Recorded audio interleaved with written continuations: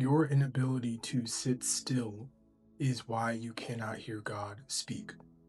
I want to touch on the importance of being still, being silent as a Christian. The Bible tells us in James 1:26 that if any person seems to be religious but is unable to bridle their tongue, that person's religion is vain, meaningless, profitless. Furthermore, in the book of Ecclesiastes, chapter 5, it tells us, let us be wise with our words when we enter into the temple of God. Let our words be few. Let us not be rash with our words.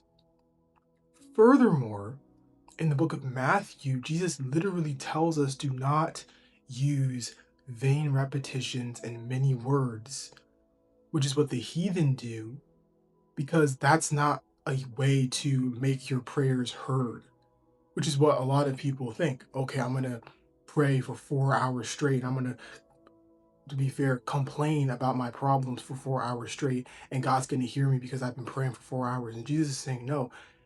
In fact, Jesus says something really spectacular. He says, God already knows what you need before you even ask.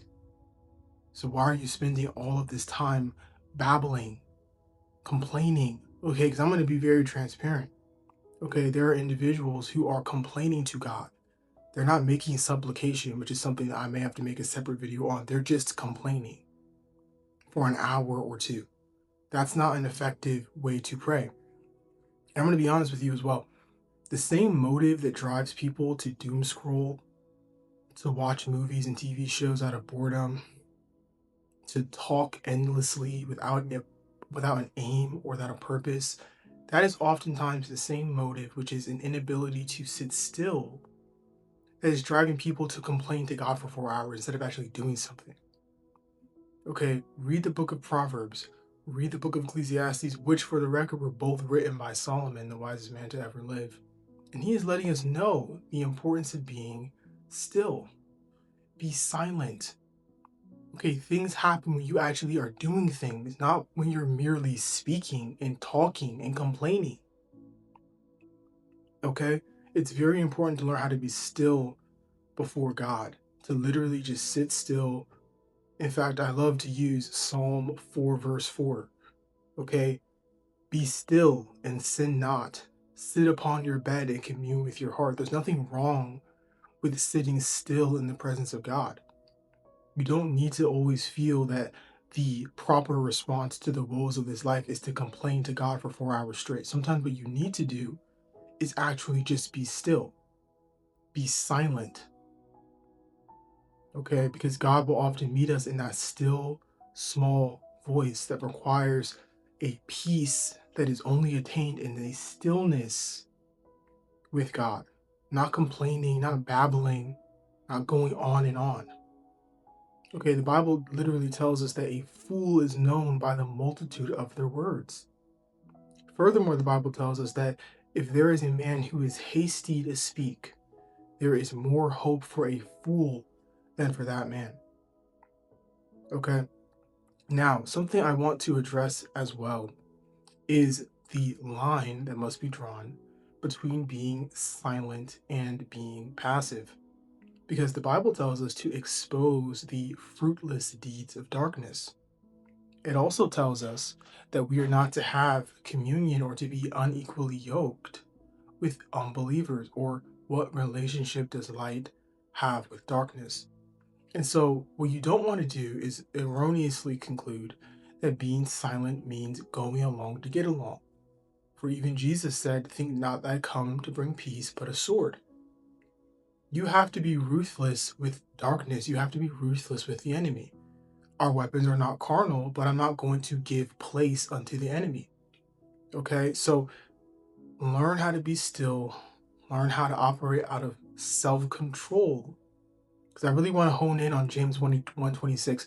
He didn't say that your religion is kind of good, but it could be better if you don't know how to bridle your tongue. He doesn't say, you know, you might not experience the fullness of God if you don't know how to bridle your tongue. He's saying your religion is vain. It doesn't even mean anything if you do not know how to bridle your tongue. You're going to church, you're tithing, but you're a gossiper and a slanderer, and you cannot sit still. James is saying your entire religion is profitless. What does it profit you to know God and then not know how to bridle your tongue? Okay, this is very, very important. You have to learn how to be still, how to be silent. And I understand it's not an easy thing to do because a lot of uncomfortable thoughts and realizations about ourselves begin to sort of rise to the surface in those moments of silence. But it is necessary for you to mature in your walk with God. Okay, because I'm going to be honest with you, a lot of individuals who have been Christians for years but are not bearing the fruit of the Spirit, it is because they have not learned how to bridle their tongue. They have not learned how to hold their peace. They have not learned how to show discretion. It is the glory of a man to overlook an offense. They have not learned that. They crash out at everything. They lack tact. They respond to everything. They're very confrontational, but not in a good way because they are essentially operating out of carnality, trying to get in people's faces. No. Again, your religion is vain if you do not know, if you do not learn, if you do not know how to bridle your tongue. Okay, because warriors are silent until they're not. And there's a common phrase in the world, which I'll use for this video, which is, it's better to be a warrior in a garden than a gardener in a war. And ladies and gentlemen, you are in a war. The kingdom of heaven suffereth violence, and the violence take it by force.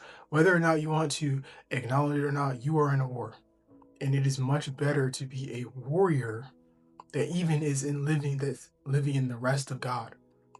Because the Bible says, enter the rest of the Lord. But it is better to be a warrior than to be a gardener, someone who is essentially a walking target, who doesn't have any spiritual weapons in their arsenal whatsoever, acting as if there's not literally a war, if there's not a battle, an ongoing battle that has been going on for many years for the souls of men. You can't be ignorant of Satan's devices.